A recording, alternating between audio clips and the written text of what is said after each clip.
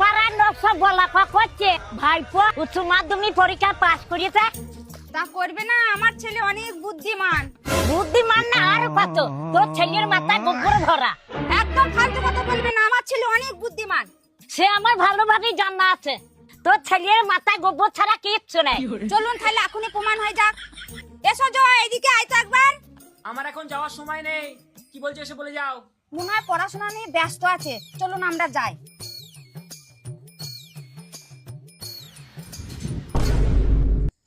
ই কি রে ভাইপো, ই কি করছিস রে? কেন পিসি পড়া করছে? এভাবে উল্টো হয়ে কে পড়ে? আর বলো না পিসি, পড়তে পড়তে খুব মাথা যন্ত্রণা করছিল, তাই এখনই মাথা যন্ত্রণা ওষুধ খেলাম। ওষুধটা যাতে পেটে না চলে যায় তাই উল্টো হয়ে শুয়ে আছি। মাথা যন্ত্রণা ওষুধ তো পেটে চলে গেলে আর কাজ হবে না।